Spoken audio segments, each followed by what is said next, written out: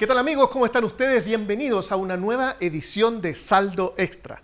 Estamos muy contentos por la interacción que hemos tenido durante estos días, los mensajes que hemos recibido de parte de ustedes y con gusto nosotros les estaremos respondiendo cada una de las inquietudes que ustedes nos han estado compartiendo. No se olviden que si tienen algo que contarnos, algo que preguntarnos, donde nosotros podamos ayudar, nos pueden escribir a saldoextrachile@nuevotiempo.cl. Y como cada semana queremos dar el pase a nuestra amiga Nori para saber qué de interesante nos tiene para hoy. Adelante, Nori.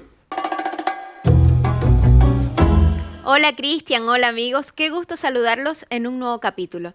La Escuela Bíblica Nuevo Tiempo se ha preocupado por ustedes y es por eso que ha puesto a disposición de forma totalmente gratuita la revista Entre Familia. ¿Pero de qué se trata? Para nadie es un misterio que vivimos en una sociedad que se ha encargado de fragmentar una institución tan importante como el núcleo familiar. ¿Cómo podemos resolver conflictos? ¿Es posible mantener el amor en medio de las dificultades? Esto y mucho más lo puedes encontrar en la revista Entre Familia. Solicítala gratuitamente a los contactos que aparecen en pantalla.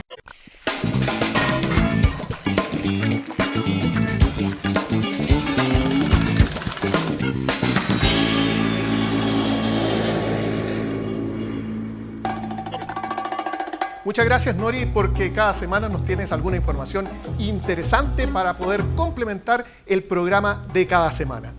En el día de hoy vamos a hablar acerca de un tema que es del todo importante e interesante y que nos afecta a todos de alguna u otra forma. Hoy vamos a conversar acerca del dólar, la moneda de uso más común en nuestro mundo y, por supuesto, en nuestra región latinoamericana. Cuando hablamos del dólar, la mayoría lo asocia con Estados Unidos. Y claro, es verdad, porque el dólar americano es la moneda de los Estados Unidos de América. Pero recordemos también que Canadá tiene también su moneda dólar, que es el dólar canadiense. Pero su valor es bastante inferior en el mercado al dólar estadounidense. Y hay otros países también que tienen su propio dólar. ¿Por qué decimos esto? Porque en verdad el dólar, si bien es cierto, es estadounidense, es también la moneda comercial más importante en el mundo. Toda vez que es la transacción más utilizada o es la moneda más utilizada en las transacciones multinacionales en el mercado del comercio exterior. Sin embargo, existe también una moneda fuerte, como es el euro, también de gran predominancia en el mundo, y también con un número importante de transacciones en el comercio internacional. Sin embargo, no llega a los mismos niveles del dólar estadounidense en cuanto a su transaccionalidad. Estamos en un mundo global y como mundo global somos afectados por cosas que ocurren en diversos lugares del mundo y que me afectan a mí, lo afectan a usted, afectan a nuestros países, que probablemente están muy lejos del epicentro donde se producen las noticias. En el caso del dólar, al ser una moneda global, nos afecta directamente en nuestra vida cotidiana. ¿Y por qué nos afecta en nuestra vida cotidiana? Porque los precios de los productos que nosotros consumimos, de una u otra forma, están regulados por el valor del dólar. Y lo vamos a ir viendo en la medida que vamos avanzando en el programa de hoy. En primer lugar, quisiéramos mencionar que la mayor parte de los productos comercializados en nuestros países, por ejemplo, vestuario, alimentos, artículos de electrónica, computación o insumos industriales, son importados. Se fabrican en otros países y se traen a nuestros mercados para nuestro consumo. Los precios de esos productos en su mayoría están expresados en dólares. ¿Por qué? Porque es la moneda de uso común. Por lo tanto, los importadores, que son las empresas o las personas que compran productos en el extranjero para traerlos a sus países de origen, deben pagar en dólares y no en la moneda local. ¿Qué significa esto? Que ante una variación del precio local del dólar, el precio de los productos que compramos se ve afectado directamente, ya sea a la baja o al alza. Incluso podría suceder que los precios internacionales de estos productos se mantengan en el tiempo, no tengan ninguna variación. Pero si el valor de la moneda sube, o como se le llama técnicamente, si el tipo de cambio aumenta, entonces los precios van a subir y será más caro para nosotros adquirirlos. Ahora, un aumento del tipo de cambio o un aumento del precio del dólar no necesariamente debe considerarse como algo negativo. También para un sector de la economía podría traducirse en algo positivo. Por ejemplo, en el caso de los exportadores. ¿Por qué? Los exportadores son las personas o las empresas que venden productos hacia otros países. Entonces, después de cierto plazo que se establece en esa transacción, los demás países o los que nos compraron a nosotros desde nuestro país tienen que pagar por esa exportación que viajó desde sus países de origen. Y ese pago se produce en la moneda extranjera de uso común, que es el dólar, principalmente es el dólar. Por lo tanto, cuando se reciben esos dólares, que son los mismos dólares originales que se pactaron, que se acordaron, los vamos a vender para convertirlos a la moneda local.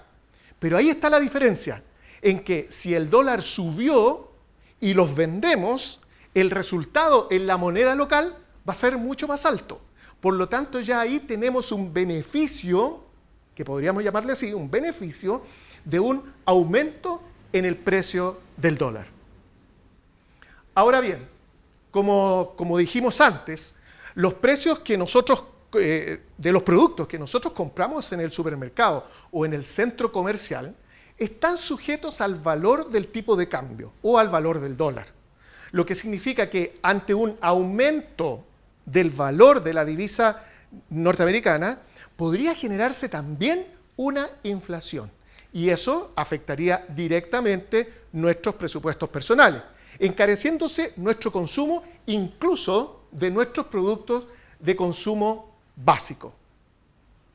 Ahora bien, en caso que las economías de nuestros países sean estables, esto normalmente se debe a que las autoridades económicas, normalmente los bancos centrales, por ejemplo en Chile el Banco Central, en Colombia el Banco de la República, en Argentina el Banco de la Nación Argentina, de alguna manera están siempre alertas al movimiento del tipo de cambio para que se mantenga un equilibrio adecuado en nuestras economías. Y es por eso que no necesariamente en los países con economías estables, las variaciones del valor del dólar o del valor de la moneda extranjera tiene efectos tan abruptos o se generan bajas o alzas tan estrictas o tan extremas. Claro está que el control del tipo de cambio no lo tenemos nosotros, no está en nuestras manos, pero si somos disciplinados, si destinamos parte de nuestros ingresos al ahorro y hacemos un adecuado control sobre nuestros gastos, entonces estas potenciales turbulencias que podrían producirse por una alza en el tipo de cambio tendrá un efecto menor en nuestros bolsillos y por lo tanto no afectará mayormente la salud de nuestra economía familiar.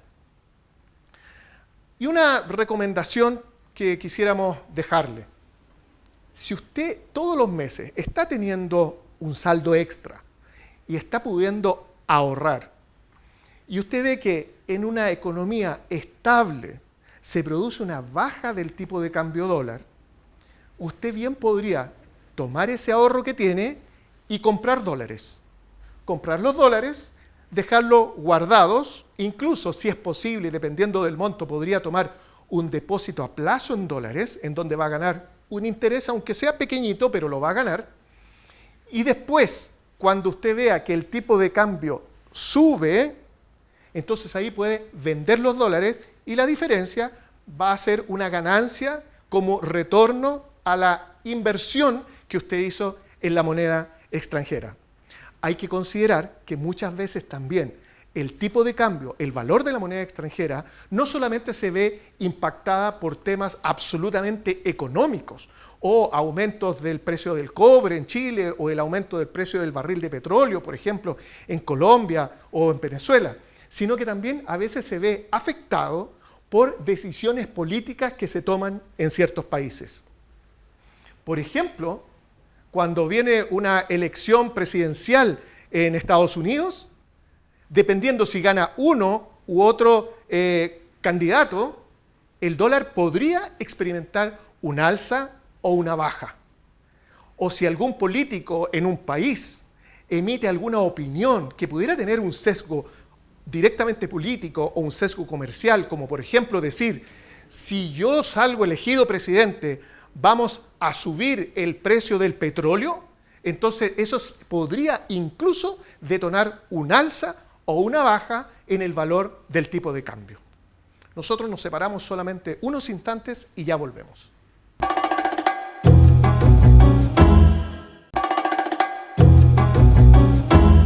Muy bien, ya estamos de regreso en nuestro capítulo de Saldo Extra, en donde hemos estado conversando acerca del dólar y el impacto que ésta tiene en nuestras vidas, en nuestras economías. Y para seguir hablando de este tema, vamos y pasemos entonces a la entrevista de Saldo Extra. En esta ocasión quiero presentar a ustedes a Alejandro Ursúa. Él es analista económico de la Universidad Andrés Bello y dueño de la consultora Open BBK. Alejandro, bienvenido a Saldo Extra. Hola, ¿qué tal? Bueno, muchas gracias y nuevamente un placer estar contigo hablando de temas tan interesantes y la manera de acercar un poco a la economía que de pronto se ve tan lejana a la gente. Y tan fría muchas veces, ¿eh? y vemos que nos afecta tan directamente. Y la primera pregunta que quisiera hacerte, y primero te la voy a hacer quizás de una forma mucho más formal, pero lo que nos pregunta la gente es, ¿por qué sube y baja el dólar? La pregunta en realidad es ¿qué factores inciden en una variación del tipo de cambio? Pero cuando tú conversas con amigos te dicen, y que saben, digamos, a lo que uno se dedica, te dicen, oye, ¿por qué sube y baja el dólar? A ver si pudiéramos comentarle a nuestros amigos qué es lo que incide para que exista una variación en el tipo de cambio. A ver, son nuevamente, como lo habíamos hablado en capítulos anteriores, tenemos que siempre considerar que la economía, primero que nada, es una ciencia social, por ende está hecha por y para personas. Entonces, cuando hablamos de este proceso de acercarnos y cuando hablamos de los mercados somos personas y las personas tienen necesidades, tienen deseos, tienen miedo, ¿no es cierto? Y por ejemplo, el factor de temor son elementos que a lo mejor hacen que yo me resguarde de pronto en alguna economía y el dólar suba. Principalmente el dólar sube o baja en función de las expectativas que está teniendo una nación en términos de su crecimiento, su inversión, su desarrollo y, ¿no es cierto?, del ingreso de divisas que tienen, ¿no es cierto?, a través de su comercio internacional. En el caso, por ejemplo, de la Argentina ha habido un periodo muy amargo con respecto al rendimiento económico, inclusive ya está habiendo una crisis principalmente impulsada por la falta de moneda americana, en la cual de alguna manera se hizo un poco caso omiso a la relación que quieren hacer los empresarios con respecto al funcionamiento de la economía. Entonces, el Estado, si bien puede hacer lo que quiera, pero también el empresario, ¿no es cierto?, o el inversionista va a hacer también lo que él quiera en función de también de mantener a buen resguardo su patrimonio. Entonces, cuando hablamos de por qué una economía empieza a bajar el dólar, porque es una economía que se empieza a transformar un poco más robusta, ¿ya? Y de alguna manera, toda la economía latinoamericana tenemos indexado el dólar. Hay que decir que, para contextualizar un poco y hacer un poquito de historia, se dice que Estados Unidos fue el gran ganador de la Segunda Guerra Mundial, porque en el Tratado de Versalles se indexó que la moneda de transacción universal iba a ser el dólar americano. Por ende, ¿no es cierto?, cuando hablamos siempre de la economía, hablamos del rendimiento de las diferentes divisas, que son las diferentes monedas que podemos tener, ¿no es cierto? Por ejemplo, nuestros amigos ecuatorianos ya ocupan propiamente dar el dólar como moneda de cambio, ¿no es cierto? No tienen una moneda, ¿no es cierto?, de ellos propia, pero tenemos los soles en el Perú, ¿no es cierto?, tenemos el peso argentino, tenemos el peso chileno, por nombrar solamente algunos, que lo comparamos y cuál es el rendimiento que está teniendo nuestra divisa en comparación, ¿no es cierto?, con el dólar americano. Y eso, ¿no es cierto?, es lo que nos lleva a ver que una economía se va, ¿no es cierto?, robusteciendo cuando sube, ¿no es cierto?, cuando sube mi apreciación con respecto al dólar y se va debilitando, ¿no es cierto?, cuando baja el cambio, ¿no es cierto?, y me entregan menos divisas de mi país versus, ¿no es cierto?, el dólar americano. Entonces, ¿y cuál es la incidencia? Que de alguna manera el tipo de cambio me permite ver en términos muy sencillos cuánto, entre comillas, me rinde mi dinero como chileno en el exterior. Por ejemplo, hasta el año 2014, 2015, llegamos a tener a 500 pesos chilenos un dólar. Vale decir, si yo ganaba 500.000 pesos, tenía $1.000. Y hoy día estamos con ¿no es cierto?, en la vecindad de los $750, no sé, 750 pesos por dólar. Entonces, por ende, mis mismos 500.000 pesos son bastante menos dólares de lo que me significaba, ¿no es cierto?, hace 6 años atrás tener, ¿no es cierto?, este mismo dinero. Por ende, esto también viene aparejado de una serie de otros factores. Por ejemplo, cuando tenemos un tipo de cambio que empieza a subir en forma importante el dólar, significa que yo, entre comillas, empiezo a importar inflación. Porque solamente por efectos cambiarios, los productos que yo estoy trayendo desde el exterior van a estar mucho más caros, ¿no es cierto?, lo que podrían estar con un dólar mucho más controlado. Entonces, es ahí la importancia, y por eso sube o baja el dólar en función del rendimiento que está teniendo la economía de una economía de un país. Y ese crecimiento involucra en certeza jurídica, en estabilidad económica, en estabilidad política, en credibilidad de las leyes, ¿no es cierto?, y que se vayan manteniendo los cambios. Por eso, por ejemplo, cuando hay cambios de regímenes de gobierno, cuando hay modificaciones constitucionales, cuando existe la posibilidad también de una reforma tributaria o una reforma laboral, que, entre comillas, lo que se van, entre comillas, cambiando las reglas del juego, automáticamente la economía los inversionistas se empiezan a poner un poco más nerviosos, dicen, bueno, ¿cómo va a rendir esto? No significa que automáticamente esto sea un castigo de inversionista hacia el funcionamiento, sino que en ese momento yo aquí pongo un poco el freno, veo cuál es el nuevo escenario y posteriormente retomo mi nivel de inversión. Entonces, son elementos, por ejemplo, que en Chile vamos a tener ahora, con la aprobación, ¿no es cierto?, de una reforma constitucional, vamos a tener 2 años de bastante incertidumbre, y eso obviamente va a afectar a la inversión, porque el inversionista dice, yo prefiero a lo mejor destinar mi dinero en otro lugar que hoy día ya tiene las reglas claras del juego, a estar apostando por lo que puede pasar a futuro en esta nación. Entonces, esos son de alguna manera los indicadores relevantes que están con respecto al tipo de cambio. Muy bien. Ahora, cuando en los países, por ejemplo, existen variaciones abruptas del tipo de cambio, ya sea normalmente al alza, digamos, pero aún así a la baja, ¿cuáles son los mecanismos que establecen los países para poder lograr un equilibrio o una regulación, más que regulación, un control sobre el tipo de cambio? Lo que pasa es que hoy nosotros no hemos ido dando cuenta con el correr del tiempo que técnicamente el tratar de fijar el tipo de cambio es prácticamente el tratar de tapar el sol con un dedo, porque hay elementos que son mucho más, las fuerzas macroeconómicas son mucho más fuertes que muchas veces la intención o la intencionalidad que tiene en un momento determinado una nación de mantener a raya, ¿no es cierto?, una economía.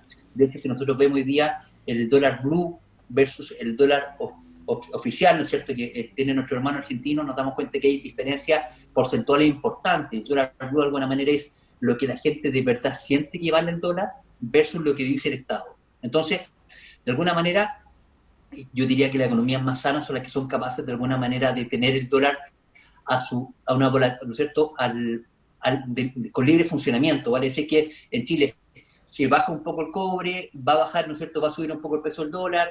Si hay problemas sociales, va a subir un poco el dólar.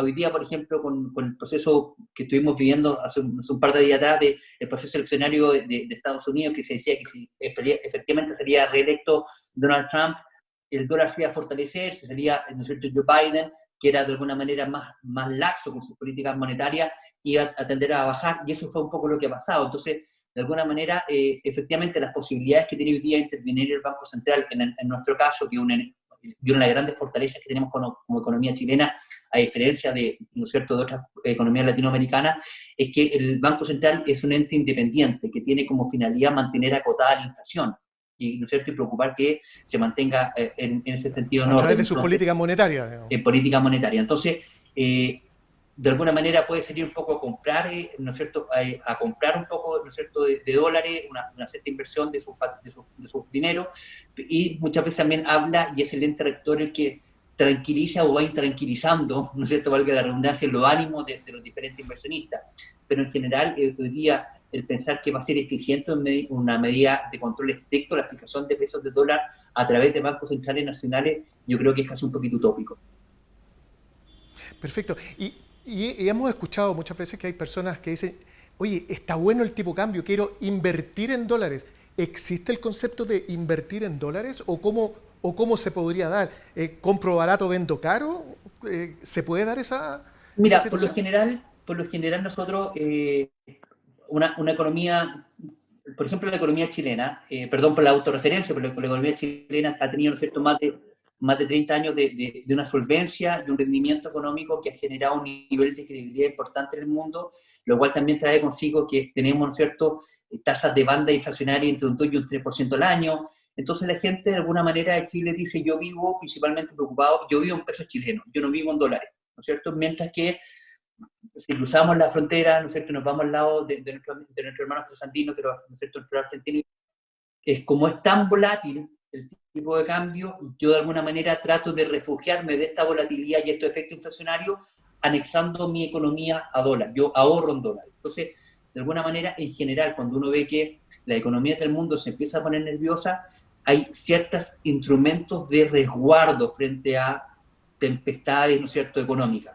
como por ejemplo es el franco suizo, el euro, el dólar y el oro. El oro también es un commodity que la gente también tiende a recuperarse. Entonces, cuando dice voy a invertir en dólar, de alguna manera es que yo pueda hacer alguna operación que vaya indexada a dólar a través de una inversión internacional, ¿no es cierto?, invertir en fondos internacionales que, ¿no es cierto?, que de alguna manera me van a rentabilizar en dólar. Entonces, por un lado yo gano la rentabilidad porcentual, por ejemplo, de un fondo de inversión, más el tipo de cambio.